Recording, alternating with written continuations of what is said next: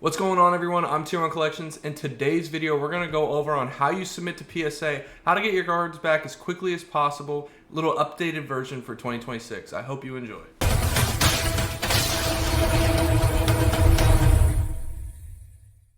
Alright, here we are on PSA's homepage. For this example, I'm just going to assume that you already have an account. If you don't, you can figure that out. I'm not going to insult your intelligence, but I also am. Figure that out on your own. So once you go in, obviously, you're going to have an active order slide. So you go up here on the top and click orders, right? So you'll see all of your orders that are currently at PSA, whether they've been processed or not. They have to already be processed into their system. They don't necessarily need to be in grading services, right? So once they are already in grading here in the status, you'll be able to get your scans back. So once this happens, you can then see the card and look at the scan. So this guy is actually a little off center. I did pull this one, so I sent it anyway. But nonetheless, you can look at the front and back of your card once it is already in grading. When it's in research and ID, let's see if I can find one real quick. Here, it'll show that there's nothing there. I gotta blur my address, but it won't show the scans yet. So once it gets into grading, you'll get a little notification. If you have the app on your phone, it will say your cards made it past. Your submission made it past research and ID, something along those lines, and then you'll know that it's in grading and you can look at the scans. All right, we are going to start a submission now. I'm going to do it exactly the way that I do it. So you click Start Submission up in the top right, and then click Grade with PSA. If you have drafts, you can continue them, or you just click New Submission. And then you click Classic Submission.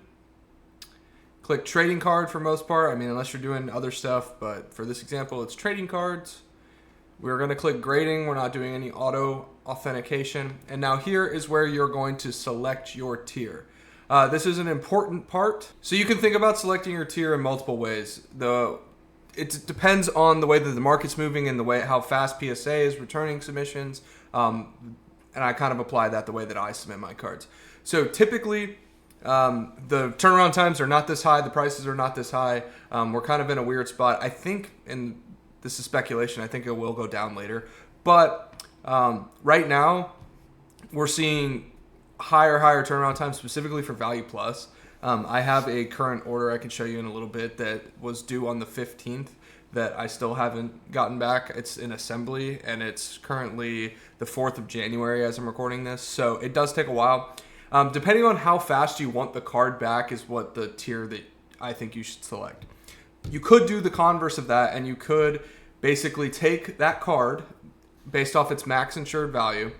If you have a Rayquaza VMAX from Evolving Skies and say it is exactly $2,500 in a 10 or $2,400 in a 10 selling on eBay, right? So you go look up that price, and that's the max insured value. That's what that means. So if you want to submit a card, you could submit a $1 common card from any set in Express if you'd like to. The idea of the max insured value is, so PSA can protect themselves based on the cards that they're handling. The way that you determine your max insured value for each of your cards is based on the grade that you believe that it's going to get. So if you're grading for profit and you think you're good at getting 10s, then just take the 10 profit and go off of that. Now, again, like I said, it doesn't matter. Express is typically really, really fast. I know that's probably self-explanatory. Plus, you get grader notes. So a lot of times I will send some things Express that I just want to get back. It's never like a $4 card or something like that. But typically, maybe it's something that I could have sent regular or Value Max. But if I want to get it a week or two earlier, I will send it Express. And sometimes some Value Plus stuff, or even stuff that I should just send bulk, stuff that I want quicker, I'll send in Value Plus or up a tier in regular. So it really depends on what you want to do, but that's the way that I do it. One small part that I missed there is with the max insured value about upcharges. So for example, I'll just use I know the Rayquaza VMAX from Evolving Skies in a 10 is no longer $2,500, but let's just say for this example that it is, and you sent it Value Max. That means that the max insured value for that card is $1,000, but it's actually worth $2,500 in a 10. So what will happen is that instead of getting charged, this doesn't always happen. Again, I've had this happen like less than 5% of the times when I've submitted cards in lower tiers. You will get an upcharge notification. Typically, it'll be in QA checks, and then PSA will email you with a PDF of all your whole grading submission. It will be every single card. You'll see the grades there, and then it'll basically highlight in yellow the original price. So in this case, you sent a value max, so it's $60, $59.99. And then it will show you the updated price of that. So the insured shipping back to you that you pay when you check out is not calculated in that. It will just be an upcharge from $60 to $149. That's the difference there. And again, it's not always happening, but that's why you don't just send everything bulk. That's what the max insured value is there for. It's attempting to keep, cards that are a certain value in certain tiers, and that's the way that it goes. But I typically put lower tier cards in higher tiers just to get them back quicker again. All right, so once you select your tier, I'm just gonna go ahead and click Express here. You're gonna click on it, click on the bubble, hit select and continue. All right, now you're here at the enter collectibles part. So for this example, I am just going to use Sunbreon from Prismatic. The way that you do it is 2025 pre-EN, so the set, abbreviation, English, and then you put the number. That's typically the best way that I found to get it. And then of course, when I say that, it's not coming through. Sometimes you have to add, yeah, there we go. Sometimes you have to add the name. And then you want to just make sure that it is the English version. I don't know why this is, but a lot of times they'll put the German one up there. It's not really the end of the world if you select the wrong language. Once it goes through research and ID, sometimes they will message you. This kind of used to be an old PSA thing before they've become the monopoly that they are. They used to reach out to you and be like, hey, you said you had the Spanish version, but you sent us the English version. Did you mean that or whatever? But now it seems I have made the mistake a couple of times on some late night submissions that they don't really say anything. They just keep it rolling and they just fix it during the research and ID process. So you go ahead and click that. And then if you have more than one, you're a goat. If you have more than one, you can change that, whatever. If you do have more than one, you can change the max insured value. So if you have two, you want to add that to 5,000, just based on something like that. For Express, it's really not so, doesn't matter too much. Typically, you have multiple quantities when you're doing bulk submissions or something like that. So let's just go ahead and say we have one. It'll auto add this. If you don't click on this, it'll always default to the top. No matter what, you click save, and then it'll get added down here. Okay, and then you can go add, let's say we want to add Sylveon as well from Prismatic. There it is, and then we'll add that as well. So once you got that, you'll see over here that it calculates your total, $149 an item, your grading tier and whatever, and then you hit proceed to checkout. All right, so once you hit proceed to checkout, you'll be brought to the shipping and billing screen. Okay, I'm not gonna scroll down too far because we have a bunch of personal information. It'll have your address, phone number, credit card, all that stuff. Make sure you enter your address correctly. And then I typically click ship on your own. If you're local California or sometimes at card shows, you can drop off at an event. I would recommend just not doing this. It's just easier.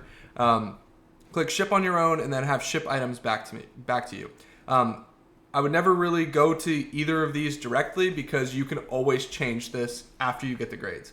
After you receive the grades, you can send to the vault, you can send to eBay, or you can accept the PSA offer that they give you. So I always default to ship back to me, and sometimes I might sell something on eBay, depending on what it is. Maybe it's a different grade than I expected, whatever. But you always have time to do this after your charge and after the grades are revealed to you before it's actually shipped back to you.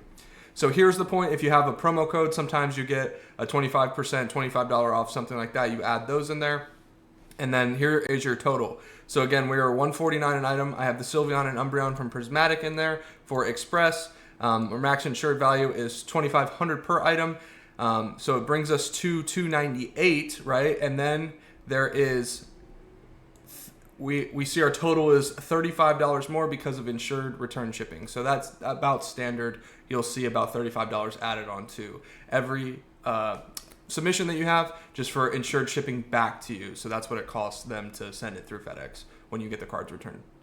So once you're done with that, you click review order. All right, once you hit review order, you'll be brought to this screen, a review your submission screen. All you really have to do here, if you've done everything right, you don't need to change anything, is go down and check this box. This place order button will be grayed out until you check their terms and conditions box, and then you hit place order.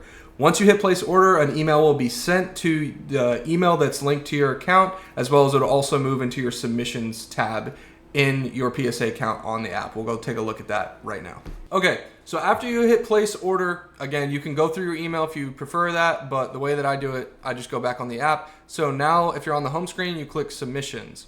When you click on submissions, you will see all of your recent stuff that you've added. Dang, I have a lot that PSA hasn't received. But you go ahead and click on this number here on the left. That'll pull up the form. What will come up is here, where you can click this print submission forms and label. You go in there and print all of that has to be packaged with it. If you are sending multiple, this is really, really, really important now. It used to be you could just send the submissions, put a bunch of different labels that come with the submission form now. You cannot do that anymore. You have to go into submissions on here. You click submissions, it'll bring you to this screen. And this is before you print it. I would, just so you don't waste paper, you click each of the ones that are gonna go in the same box, and then here at the bottom it says package together. You're going to click that and it's gonna generate a new label for you to print off, just the single label that you paste on the outside of the box. All right, so once you are complete, you've printed out your submissions, you've created your label that you're gonna paste on the outside of the box that comes with the PSA submission form if you're sending multiple tiered submissions, and you pack that thing up. Now you need to get a label. The best place to get a label is pirateship.com. Please do not go to the post office and ship. It's going to cost you $20 more if you send it on a express or priority mail. It's going to be way more expensive. You will say, if you're sending a lot of submissions, this is absolutely the best way to do it. I promise you. You saw my pending submissions. I send stuff like once a week at least. So it's really important. Go through Pirate Ship. I typically just use the box that PSA gives me. I just send it back to them, which is 6x4x4, and I usually just default to about £1. Now, depending on the level of how many cards, the max insured value, or what the value is of that package, if you have some very, very high tier cards and some express stuff, I would recommend just expressing it. I typically do not insure my packages. I express with USPS. It's a really, really good service, actually. I know we all talk shit about the post office, but Express is pretty much 2 days anywhere guaranteed in the United States. So I'm located in Virginia. It takes 2 days to get to PSA. It's not bad at all. If you priority mail, it's going to be anywhere between 2 to 5 days, even if you're close by. So it's definitely less reliable. And Express, when you're sending about £1 or £2 package, it's about $30 when priority mail is about $12 on Pirate Ship. And again, if you express in the post office, it's going to cost you like $40 to $50. So I recommend doing that. If it's a smaller bulk submission, you could just USPS ground it. It's not that big of a deal if it's not, over $1,000 in like insured value of that package. So I recommend expressing, and definitely use Pirate Ship. I promise you it'll save you so much money if you're shipping a lot of packages to PSA or really anywhere, even when you sell stuff on Instagram or what have you. So that's that. Once you do all that, you are done. You ship off your package. It's good to go. Now it's just a waiting game. Who knows how long it's going to take at PSA, right? If you have any questions, please drop them in the comments below. If you want to, please join the Discord. It is awesome. And if you want to sell your slabs, I buy at 85% there in the Discord. If you become a YouTube member, you get even better rates. It's really, really sick. Everybody who's a member absolutely loves it. We talk every Sunday and go over all kinds of stuff, helpful hints and tips about grading Pokemon cards, how to make a profit, and grow your Pokemon card business. So with that, I hope you guys really enjoyed. I will catch y'all in the next one.